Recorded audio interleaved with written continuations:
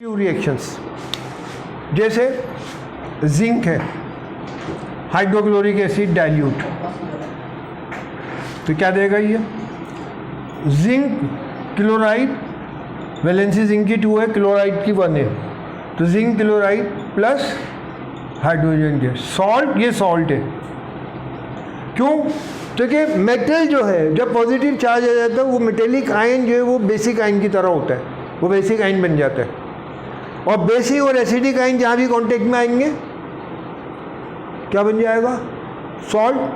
तो ये तो बेसिक आयन बन गया रिएक्शन करते वक्त। और यहाँ से एसिडिक आयन मौजूद है, एसिड में एसिडिक आयन होता है, negative radical of acid is called acidic ion, ये याद रखिएगा। तो बेसिक और एसिडिक आयन जब भी मिलेंगे स्टेबल सब्सटेंस बनेगा, इसलिए रिएक्शन हो जाएगी। Salt is more stable then the given acid.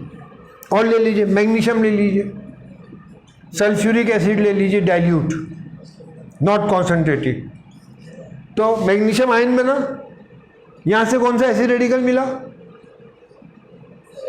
Sulphate मिला। तो सॉल्ट क्या बनेगा? Magnesium sulphate, MgSO4 plus hydrogen, क्योंकि हाइड्रोजन के साथ रिएक्शन करने के लिए कोई दूसरी चीज नहीं है। हमने क्या बताया? Those metals which are above hydrogen in activity series, they react with dilute acids, form salt and hydrogen gas.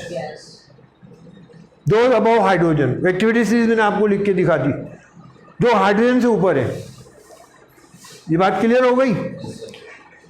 Concentrated sulfuric and nitric acid do not produce hydrogen gas with dilute acid. They react with metals but do not produce hydrogen gas. उसका वजह यह है कि because they are strong oxidising agent, but we will discuss it in detail in later on. Why they do not give hydrogen?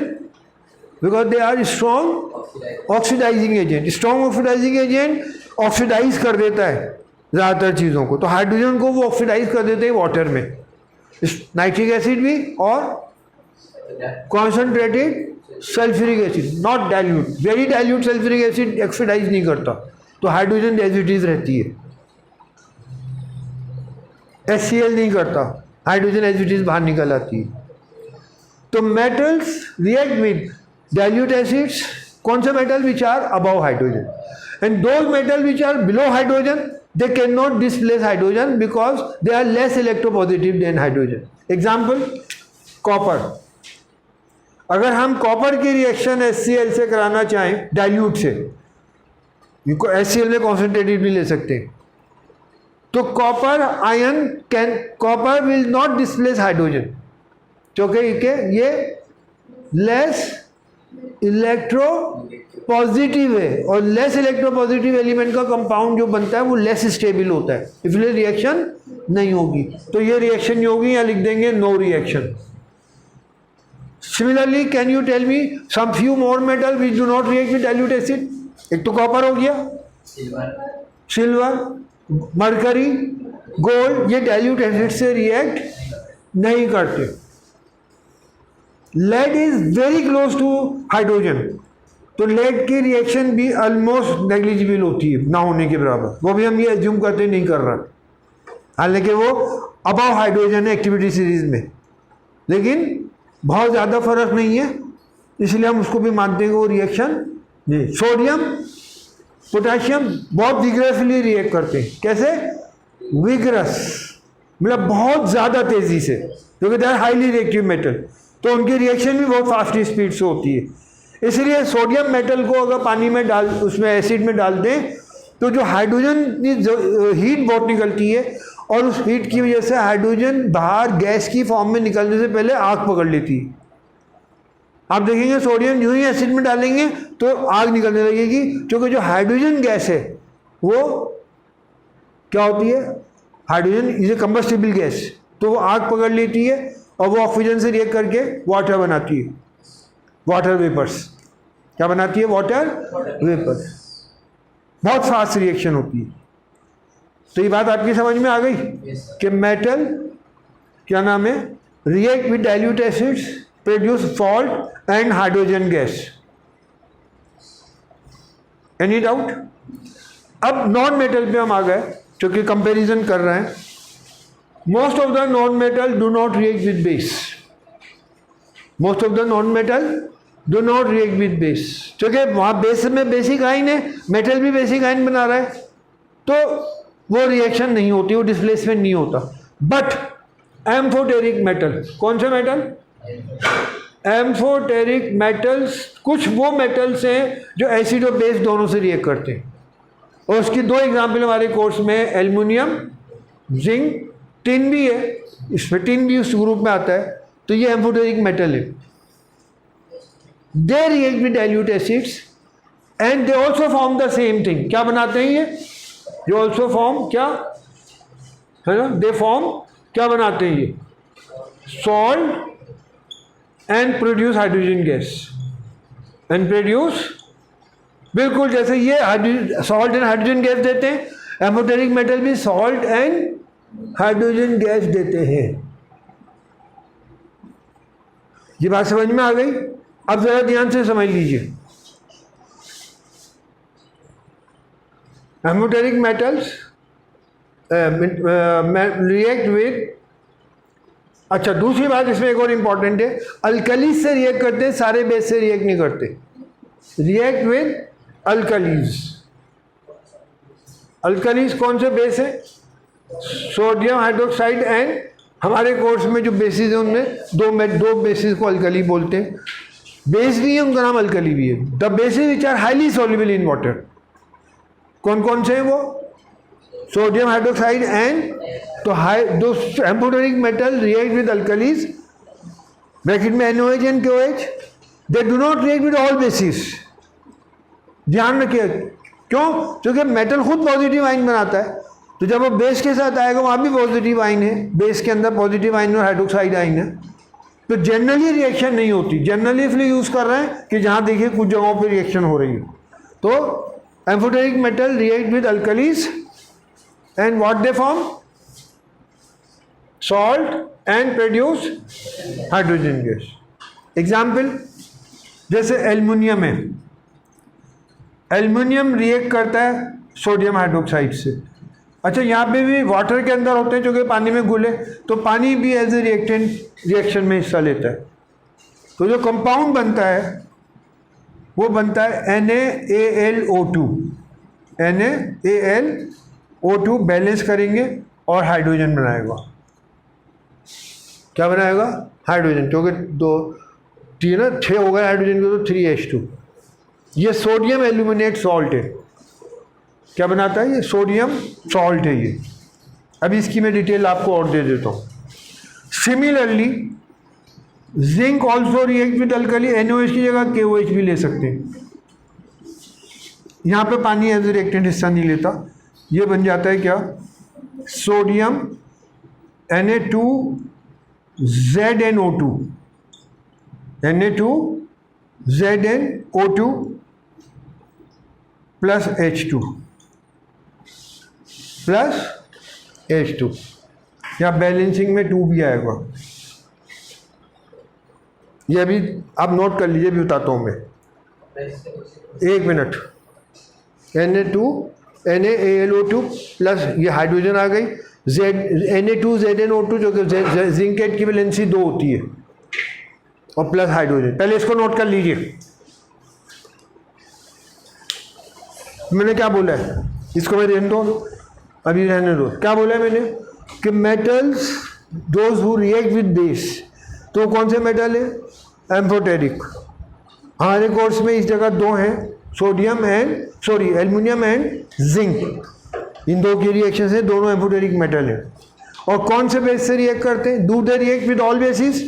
तो answer क्या आएगा? They react with alkalis. Alkalis कौन से बेसिस है? अल्कलीज उन बेसिस को कहते हैं which are highly soluble. Sodium और पोटेशियम के जो बेस है उनको अल्कली भी बोलते हैं, NaOH एंड KOH।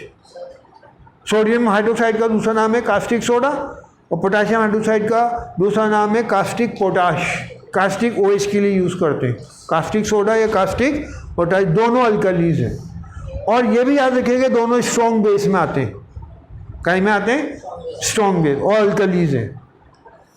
बट यही मेटल जिंक हाइड्रोक्साइड के साथ रिएक्शन नहीं करते, वो भी बेस है। एल्युमिनियम हाइड्रोक्साइड के साथ रिएक्शन नहीं करते, मैग्नीशियम हाइड्रोक्साइड के साथ रिएक्शन नहीं करते। ये रिएक्शन किसके साथ होती है? अल्कलीज के साथ होती है। तो अब आपने देखा कि मेटल की रिएक्शन एसिड के साथ तो होती है, सॉल्ट एंड हाइड्रोजन गैस बनता है, लेकिन कुछ मेटल बेस से भी रिएक्ट करते हैं। तो अपने दो बातें याद करनी है, एक तो कौन से मेटल रिएक्ट करते हैं, जो एम्फोटेरिक मेटल है उसमें फिर 4-5 एम्फोटेरिक मेटल है, दो हमने बता दिए कौन कौन, एल्युमिनियम एंड जिंक। और कौन से बेस से रिएक्ट करते हैं? नहीं है वो, अल्कली से करते हैं। जो मैंने बताया उनको याद करिए। टिन भी एम्फोटेरिक मेटल है, समझ में आया बात? लेकिन जो हमारे कोर्स में जो रिएक्शंस आती हैं सिलेबस से रिलेटेड हैं, तो हम एल्युमिनियम और जिंक की लिख रहे हैं। ये बात समझ में आई? सोडियम जब भी ये जो है एल्युमिनियम जो है ये अल्कली के साथ जब कांटेक्ट में आता है तो ये एक नेगेटिव रेडिकल बनाता है AlO2, इसको एल्युमिनेट कहते हैं AlO2, और इसकी वैलेंसी 1 होती है। क्या? 1। इस पे 1 चार्ज आता है। कैसे? कि इसने एल्युमिनियम ने 3 इलेक्ट्रॉन लूज करके आयन लिए थे, ऑक्सीजन ने 2 इलेक्ट्रॉन, एक ऑक्सीजन ने लिए थे, तो टोटल कितने इलेक्ट्रॉन लिए थे? तो ऑक्सीजन ने 4, एल्युमिनियम ने 3 लूज करे और +3, उस पर 3 इलेक्ट्रॉन लूज करे थे, और ऑक्सीजन ने 4 इलेक्ट्रॉन गेन करे थे। तो 3 इलेक्ट्रॉन लूज करे, उसने 4 गेन करे, लेकिन 3 इलेक्ट्रॉन तो आ गए इधर, +3 और -3 0 हो जाएगा, उसमें 3 चार्ज आएगा, उसमें -3 आएगा ऑक्सीजन के ऊपर, लेकिन ऑक्सीजन के ऊपर माइनस चार्ज है, क्योंकि 2 इलेक्ट्रॉन गेन करें, 4 इलेक्ट्रॉन गेन करें ना, तो 4 का टोटल चार्ज क्या हो जाएगा? -4। और electron 3 electron lose, aluminium 3 electron lose कर रहा है, तो टोटल चार्ज कितना होगा? +3। तो ओवरऑल जब बैलेंस निकालेंगे तो क्या निकलेगा?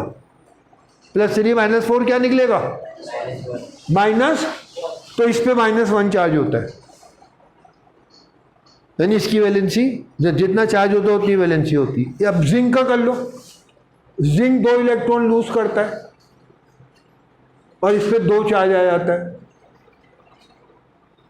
इस ये ऑक्सीजन से, ऑक्सीजन 2 ऑक्सीजन 4 इलेक्ट्रॉन गेन करते हैं उसी तरह, और दोनों पे मिला के 4 चार्ज है। कितने इलेक्ट्रॉन? 2 नेगेटिव, दोनों इलेक्ट्रॉन 2, एक ऑक्सीजन का नेगेटिव चार्ज और दूसरे ऑक्सीजन का टोटल चार्ज कितना हो जाता है? -4। तो ये +2 था, कितना? जिंक का +2 था, और ऑक्सीजन का कितना था? -4। बैलेंस क्या होगा? -2।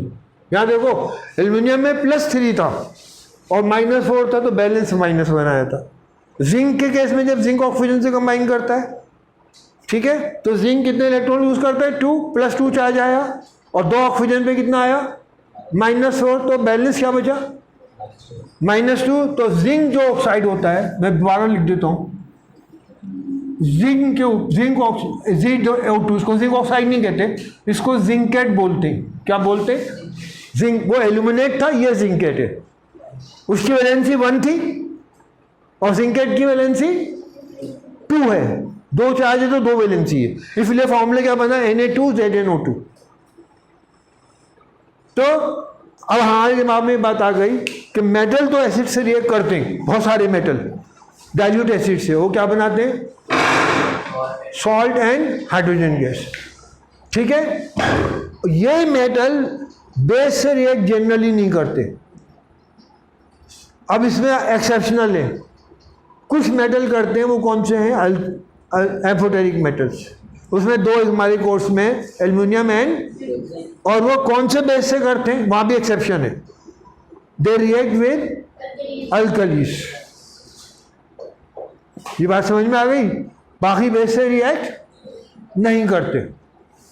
तो फॉर्मूला क्या बना? Amphoteric metal react with alkalis, NOH and KOH, and what they form? Salt and produce, वहाँ भी सॉल्ट एंड हाइड्रोजन गैस है, वहाँ भी।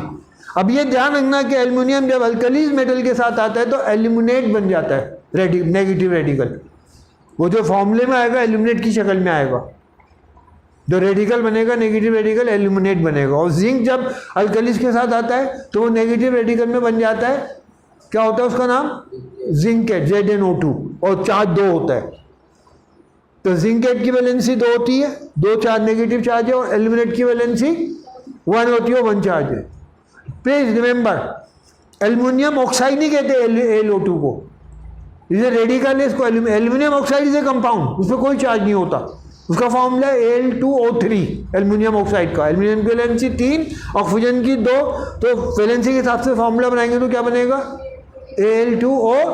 वो कोई चार्ज नहीं है, कंपाउंड पे कोई चार्ज नहीं होता, आयंस में चार्ज होता है।